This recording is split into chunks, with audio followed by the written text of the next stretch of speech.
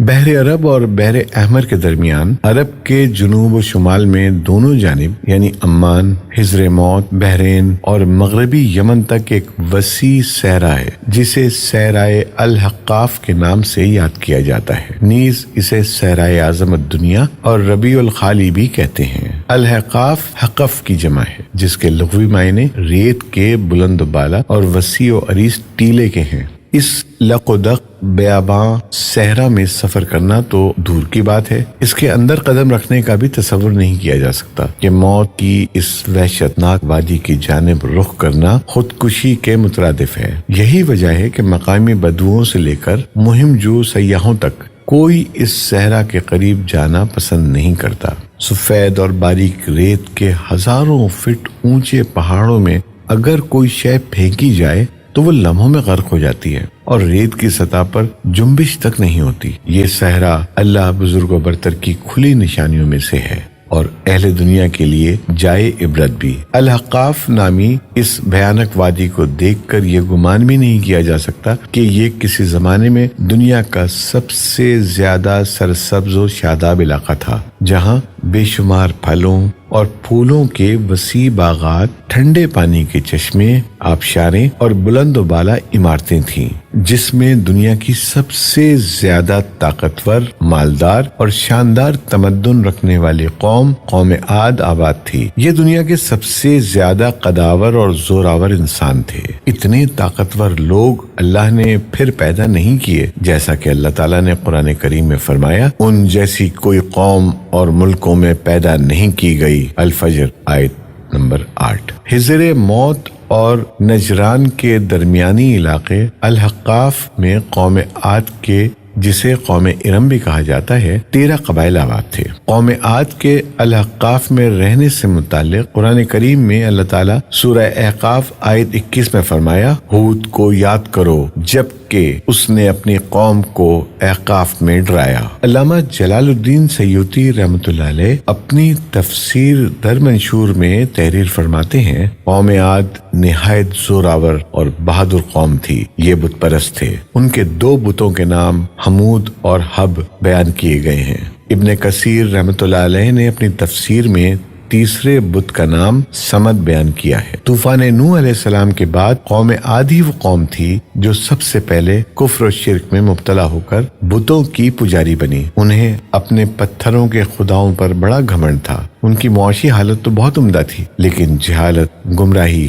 جھوٹ، بے حیائی، باطل اقوال اور فاسد خیالات نے انہیں معاشرتی طور پر تباہی کے کنارے پر پہنچا دیا تھا۔ چنانچہ کفر و شرک کے سمندر میں غرق قوم عاد کی بدعمالیاں جب اپنی آخری حدود پار کر گئیں تو اللہ تعالیٰ نے انہی میں سے اپنے ایک نیک بندے حضرت ہود علیہ السلام کو پیغمبر بنا کر مابعوث فرمایا۔ چنانچہ قرآن کریم میں اللہ تعالیٰ کا ارشاد ہے، اور ہم نے قوم عاد کی طرف ان کے بھائی ہود کو بھیجا۔ انہوں نے کہا، بھائیوں، اللہ ہی کی عبادت کرو، اس کے سوا تمہارا کوئی معبود نہیں، کیا تم ڈرتے نہیں؟ تو ان کی قوم کے سردار جو کافر تھے کہنے لگے، تم ہمیں کم عقل نظر آتے ہو اور ہم تمہیں جھوٹا خیال کرتے ہیں۔ انہوں نے کہا، میری قوم، مجھ میں حماقت کی کوئی بات نہیں ہے، بلکہ میں رب العالمین کا پیغمبر ہوں۔ میں تمہیں اللہ کا پیغام پہنچاتا ہوں اور تمہارا امانت دار خیر خواہ ہوں۔ کیا تم کو اس بات سے تعجب ہوا ہے کہ تم میں سے ایک شخص کے ہاتھ تمہارے پروردگار کی طرف سے تمہارے پاس نصیحت آئی تاکہ وہ تمہیں ڈرائے؟ اور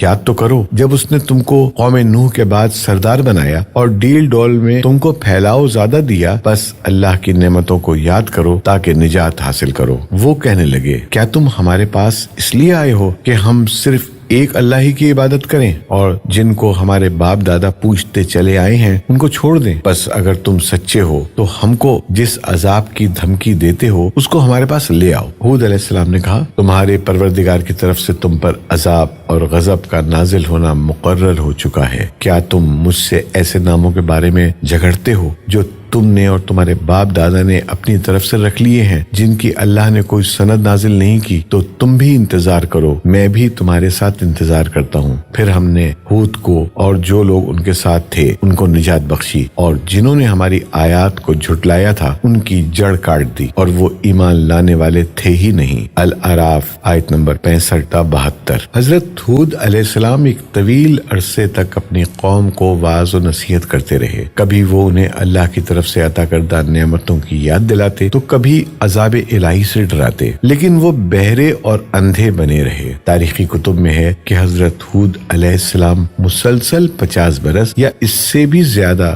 درس و نصیحت میں مصروف رہے۔ قوم عاد کے 13 قبائل میں سے لقمان اور خلجان نامی قبائل نہایت طاقتور تھے اور انہیں حکمراں کی حیثیت حاصل تھی۔ حضرت ہود علیہ السلام نے جب دعوت حق دی اور کفر و شرک چھوڑ کر ایک اللہ کی بندگی کی طرف بلایا تو لقمان قبیلے نے سخت مزاحمت کی اور حضرت ہود علیہ السلام کے دشمن ہو گئے۔ اس کے برعکس دوسرے قبیلے خلجان نے حضرت ہود علیہ السلام کی باتوں پر غور و خوض کیا اور ان میں سے اکثر جلد ہی آپ علیہ السلام کی دعوت کو قبول کر کے ایمان لے آئے۔ حضرت ہود علیہ السلام نے اپنی قوم کو راہ حق پر گامزن کرنے کی ہر ممکن کوشش کی، مگر قوم نے ان کی دعوت قبول کرنے سے انکار کر دیا، تو بالآخر انہوں نے بارگاہ الہی میں مدد کے لیے دست دعا دراز کیے، جسے قرآن کریم نے سورۃ المومنون آیت نمبر 39 میں یوں بیان کیا۔ نبی علیہ السلام نے دعا کی کہ اے پروردگار، انہوں نے مجھے جھوٹا کہا ہے پر تو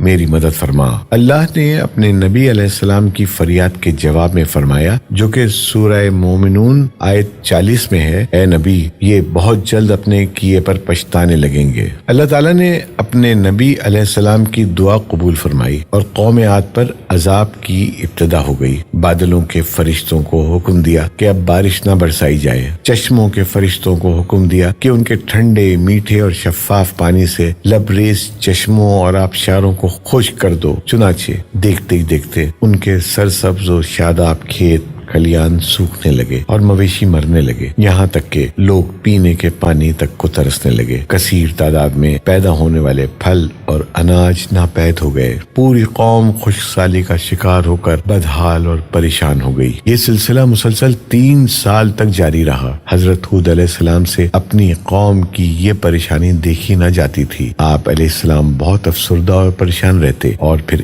ایک دن انہوں نے اپنی قوم سے فرمایا، جس کا ذکر سورہ ہود آیت 52 میں اس طرح آتا ہے، اے میری قوم کے لوگوں، تم اپنے پالنے والے سے بخشش مانگو، اس کے آگے توبہ و استغفار کرو، تم پر آسمان سے موسلادھار مہ برسائے گا اور تمہاری طاقت و قوت میں اضافہ فرمائے گا، اور دیکھو گناہگار بن کر روگردانی نہ کرو۔ قرآن کریم اور احادیث مبارکہ میں توبہ و استغفار کے بڑے فوائد بیان فرمائے گئے ہیں۔ ابن ماجہ اور ابو داؤد میں حدیث مبارکہ ہے کہ جو پابندی سے استغفار کرتا ہے، اللہ تعالیٰ اس کے لیے ہر فکر سے کشادگی اور ہر تنگی سے راستہ بنا دیتا ہے، اور اسے ایسی جگہ سے روزی دیتا ہے جو اس کے وہم و گمان میں بھی نہیں ہوتی۔ بہرحال حضرت ہود علیہ السلام کے لاکھ سمجھانے کے باوجود اس قوم پر کوئی اثر نہ ہوا، بلکہ نہایت ڈٹائی کا مظاہرہ کرتے ہوئے کہنے لگے کہ ہم محض تیرے کہنے پر اپنے آباء و اجداد اور اپنے ان معبودوں کو کیوں چھوڑ دیں۔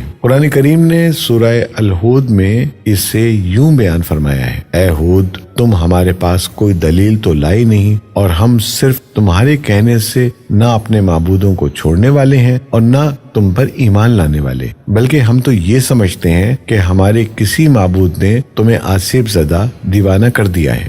قوم عاد کے سردار حجاز مقدس میں عذاب الہی کے ابتدائی مراحل ہی میں خشک سالی نے قوم عاد کی حالت ابتر کر دی، چنانچہ ان کے سرداروں اور دانشوروں نے اس سے نجات پانے کے لیے مختلف تدابیر پر غور و خوض شروع کر دیا۔ یہ بات بڑی حیران کن ہے کہ پچھلی قوموں کو جب کبھی کوئی مشکل آ گھیرتی تو وہ اس سے نجات کے لیے حجاز مقدس کا سفر کرتے اور بیت اللہ شریف میں جا کر اللہ کے آگے آہوزاری کرتے، یعنی کافر قوتیں بھی اس حقیقت کو تسلیم کرتی تھیں کہ اس ارض و سما میں ایک لافانی قوت موجود ہے، لیکن اس کے باوجود جب نبی علیہ السلام اور رسول علیہ السلام یہ بات کہتے تو ان کی عقل پر پردہ پڑ جاتا۔ قوم عاد کے سرداروں نے بھی یہی فیصلہ کیا کہ قوم کے سرکردہ افراد بیت اللہ شریف جا کر اندھے کے خدا کے سامنے فریاد کریں۔ چنانچہ مختلف قبائل کے سرداروں اور دیگر اہم افراد پر مشتمل 70 افراد کا ایک وفد حجاز مقدس روانہ ہوا۔ اس زمانے میں مکہ مکرمہ پر قوم عمالیق کی حکمرانی تھی، جس کا سردار معاویہ بن بکر تھا اور معاویہ کی والدہ قوم عاد سے تعلق رکھتی تھی۔ ویسے بھی معاویہ بن بکر قوم عاد کی شان و شوکت